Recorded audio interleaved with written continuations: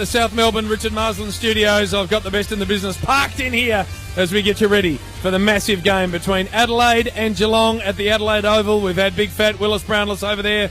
He dusted off a lunch for 5 people. Then he got into the studio and told us that the weather is absolutely superb. Couldn't be better for what's going to be one of the cracking Friday night games of the year.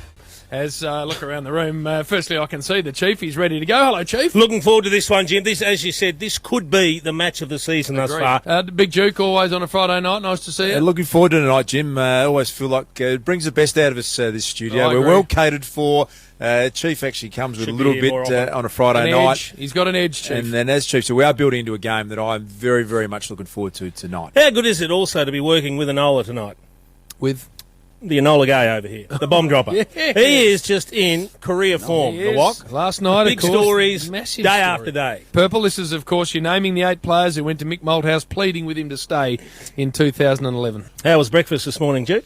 Yeah, a little frosty. Malloy in front, and that always means you're a little reluctant to go down that path if you don't have to too early. I think Damo's name was mentioned, and that broke about 18 different times, and with a couple of expletives attached to it. But he had an interesting week, the man who's the president. He's had a few.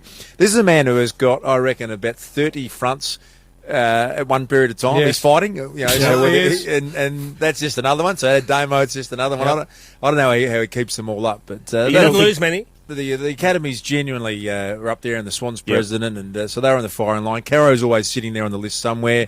You come in and out of the list, Damo, depending on where you're at. It just would take a huge amount of energy. I'd last a day, I reckon. I'd be cooked. Hey, Boomer Harvey speaking today, saying he's not resting. I don't like to rest. I've played a lot of football, and I'm sure if Brad comes to me and says he wants me to rest, I'll probably say no anyway. I think we're in a position to do some stuff if we want to, but I certainly won't be knocking on the door. That's it, Jim. You're just going to keep playing, and good so he should. No doubt about it. Boys aren't getting ahead of themselves, are they, Jim? No. Oh, it just sounded like Boomer said we're in a position to do a few things, and it's still only early days. He'll be talking about he and Brad's relationship won't be anything to do the with way the it team. We're in a position to do a few things because so for you detecting a bit of kangaroo arrogance just seeping through, certainly and seeping it through comes from the top, Duke, and we've seen plenty of it here. I think Carl Delena keeps his head down, and that's how we like it there. And Brad Scott's a very understated man. So happy is with himself as the president tonight, and at any stage that you come across him, and this hasn't changed year on year, but he's turned up tonight wearing a pink cardigan. Which is not, it's a Bonds hoodie. It is of the likes of which I've never seen before. Dama, you're in charge of the social media. We've got a picture of that out there. What's the sort of snapshot of what's coming through, Dama? We've got used to it, haven't we, Das? We just know what he wears and how he rolls. But this is from Tim Hutchison. Thought Jim had 4 boys. Whose daughter did he steal that jumper off? Piss off. What on earth is that? No, Jim, it has lit up. It's an Australian icon, the Bonds brand. I'm just getting around it. Daniel Hood, pink hoodie and thongs. Ha ha. Yeah. Jim, I have got thongs on. Pink hoodie. No, it's really now taken I'm not off. allowed to wear thongs. There's a tone to the pink hoodies a worry, Jim. Arrogance. There's none of that. Well, you didn't see us play last week. There's never been a club less able to have arrogance about the way we're you took your foot off tracking. because you're in a position to do No, things. Chief, you know that's not the case. Triple M footy. My wife has the same top. She wears it when she goes to Fernwood from Adam M.